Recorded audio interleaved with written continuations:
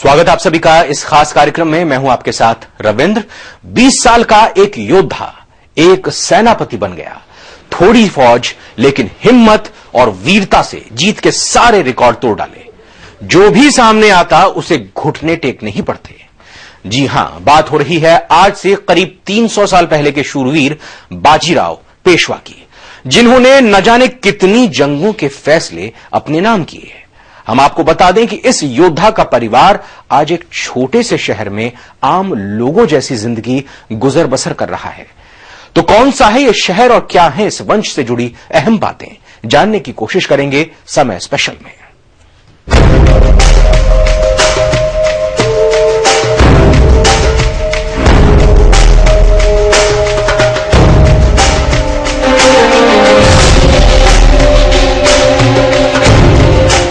बाजीराव के वंशज, जी हां, बात हो रही है मराठा इतिहास के सबसे साहसी योद्धा बाजीराव और उनके वंशजों की, जो मध्यम वर्गीय परिवार की जिंदगी जी रहे हैं। देखिए क्या कहते हैं ये लोग अपने गौरवशाली वंश के बारे में। बालाजी बाजीराव पेशवा।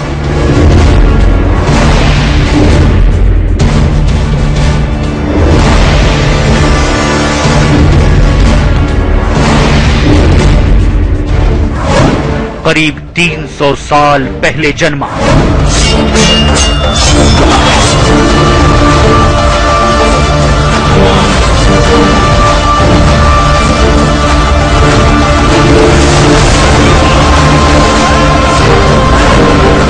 हिंदुस्तान का महान योद्धा।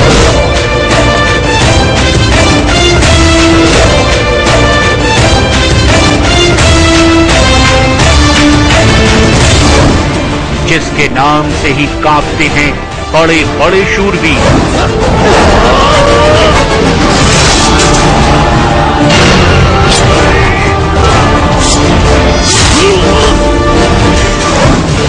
मैदान में जाते ही जिसके नाम हो जाती है विजय।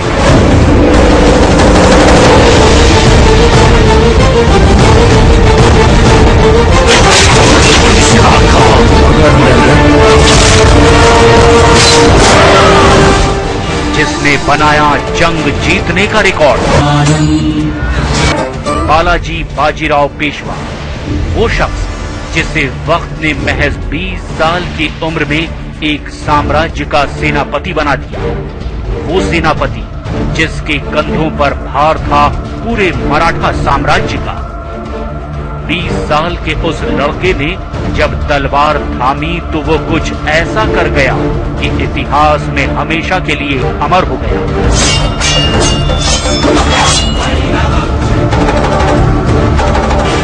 उसने अपनी तलवार से वक्त के दामन पर एक ऐसी इबारत लिख दी जिसकी पूरी इतिहासकार कहते हैं कि पन्ना के राजा छत्रसाल की बेटी मस्तानी से शादीशुदा बाजीराव की आंखें चार हुई और वो उसे अपना दिल दे बैठे। जानकार बताते हैं कि खूबसूरती की मिसाल कही जाने वाली मस्तानी को हासिल करने के लिए बाजीराव को समाज से खासी लड़ाई लड़नी पड़ी, लेकिन उन्होंने हार नहीं मानी और मस्तानी को बाजीराव ने अपनी धर्मपत्नी बना लिया।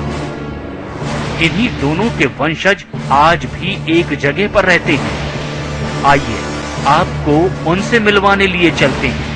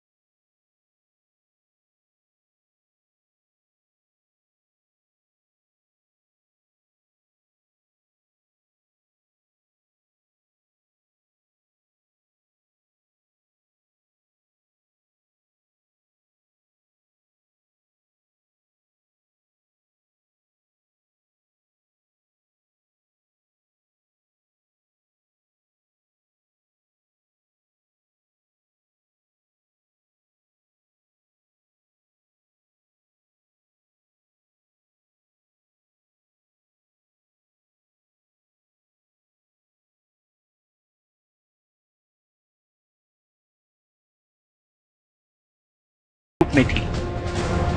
1835 में चौथी पीढ़ी के अली बहादुर द्वितीय हुए। 1851 में पांचवी पीढ़ी में शमशेर और उमराव बहादुर तृतीय थे। 1895 में छठी पीढ़ी के इस वंश के महान योद्धा सैफ अली बहादुर हुए। 1916 में नवाब बहादुर और 12 भाई के वंश का परचम लहराया। हम आपको ये भी बता दें कि आज भी इस वंश के लोगों में अपने पूर्वजों के लिए आदर का भाव है। इस वंश के लोग कहते हैं कि वंश की चौथी पीढ़ी के अली बहादुर सानी ने बांदा में राज किया था। यही नहीं, उन्होंने झांसी की रानी के साथ 1858 में आजादी की लड़ाई भी लड़ी थी। झांसी की रानी के शहीद हो जाने के बाद उन्हें अंग्रेजों ने मध्य प्रदेश के महू में नजरबंद कर दिया और उनको फिर अंग्रेजों ने मऊ के अंदर गिरफ्तार करके उनके ऊपर कोर्ट मार्शल करा और उनके ऊपर पाबंदी लगा दी। उनको कहीं आने जाने की इजाजत नहीं दी गई। उनको 3,000 रुपये महीना पेंशन मुकर्रर की गई। जो उनके साथ लोग थे 1600-1700 लोग उनके साथ थे। उस वक्त को देखते हुए वो पेंशन भी बहुत कम थी और बाद में वो पेंशन को उनके इंतकाल के बाद जब वो बीमारी की हालत में उनका 1873 में उनका इंतकाल हुआ, उसके बाद उनकी पेंशन सब लड़कों में बांट दी गई जो मेरे फादर तक कायम रही। मस्तानी बाई से चले वंश की 8वीं पीढ़ी चल रही है। लोगों के मुताबिक 1947 में तत्कालीन नवाब कुरवाई के आग्रह पर 6वीं पीढ़ी के सैफ अली बहादुर सीहोर की मुस्लिम बाहुल्य बस्ती कस्बा में आ गए और उनका पूरा परिवार एक अहाते में रहने लगा, जिसे बांदा कंपाउंड कहा जाता है। सैफ अली के 13 पुत्र और 4 पुत्रियां थीं। 1980 तक सभी लोग सीहोर में ही रहे। आज उनके 6 पुत्र सीहोर में, 5 बेटे और 4 बेटियां भोपाल में और 2 पुत्र इंदौर में रहते हैं। सीहोर में इस परिवार के लोग आम मध्यवर्गीय परिवार जैसा ही जीवन जी रहे हैं। वो कहते हैं कि इस वंश से जुड़े होने की वजह से उन्हें आज भी सम्मान की कोई कमी नहीं रहती। जिसे भी उनके बारे में पता चलता है, लोग पूरे आदर के साथ हालचाल पूछते हैं। हमें खुशी होती है जब सम्मान मिलता है। लोग आते हैं, पूछते हैं, सम्मान करते हैं, हमारे पांव छूते हैं, तो हमें गर्व होता है। हम इस भारत की देन हैं, हम भारत के निवासी हैं और भारत के ही व्यक्ति से हमारा वंश चला है। हमारे पूर्वज जो हैं वो रियासत कर चुके और हम लोग जो है भले ही खस्ता हालत में हो, लेकिन हमें फख्र होता है, खुशी होती है जब हमें इस तरह की बातें सामने आती हैं, सम्मान मिलता है। और अभी भी हम इस वंश को आगे बढ़ाने के लिए और सम्मान को हासिल करने के लिए बराबर सरकार से कोशिश कर रहे हैं।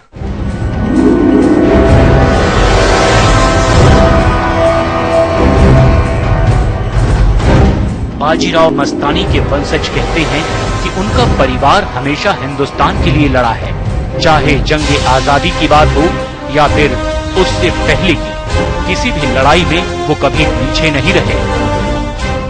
की एक एग्जाम्पल है, यानी कम्युनल हार्मोनी का एक एग्जाम्पल है और इसका एग्जाम्पल आपको पानीपत की तीसरी लड़ाई में भी देखने को मिलता है, जहां पर कि हमारे पहले बुजुर्ग शमशेर बहादुर अपने भोंसले कजिन्स के साथ अहमद शाह अब्दाली के अगेंस्ट लड़े थे और वो वहीं मारे गए। उनके भोंसले कजिन्स भी मारे गए और वो भी मारे गए। उस वक्त उनकी एज 27 साल। इस वंश के लोगों के पास आज भी देश और विदेश से रिसर्च स्कॉलर और इतिहासकार समय समय पर आते रहते हैं, जो मराठा वंशजों की 7वीं और 8वीं पीढ़ी को देख करके खुश तो होते ही हैं, साथ ही गुजरे वक्त की कुछ बातें उनसे करते भी हैं। महाराष्ट्र में होने वाले कई कार्यक्रमों में लोगों को बुलाया जाता है और सम्मान भी किया जाता है। इस वंश के लोग अपने बच्चों को इतिहास की विरासत को सहेज कर रखने की बात कहते हैं, बताते भी हैं, क्योंकि ये एक ऐसी चीज है जो याद रखने के लायक है। तो इसलिए हम हमारे जो ऑफ स्प्रिंग्स हैं, हमारे नेक्स्ट जनरेशन हैं, उनको सब पूरा इतिहास बताते हैं और हम उनको कहते हैं कि हमें इस पे गर्व होना चाहिए। इस वंश के लोगों का विवाह भी बड़े खानदानों में हुआ है, लेकिन इस परिवार से जुड़कर आने वाली बहुएं भी फख्र महसूस करती हैं। जिक्र जब मस्तानी बाई और उनकी खूबसूरती का होता है तो वो भी उनकी सुंदरता का बखान करती है।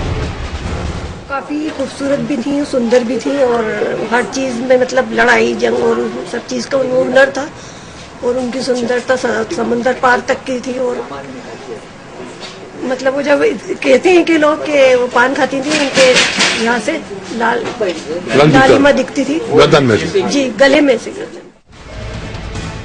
इन लोगों को देख इतिहासकार भी मानते हैं कि सीहोर के लिए ये किसी सौभाग्य से कम नहीं कि मराठा इतिहास के महान योद्धा बाजीराव पेशवा प्रथम और मस्तानी बाई से चले वंश के लोग इस शहर में रहते हैं। सीहोर के लिए बड़े गर्व और प्रसन्नता की बात है कि इतिहास के शूरवीर बाजीराव पेशवा और मस्तानी बाई से पैदा जो पीढ़ी है वो आज भी सीहोर में निवास कर रही है।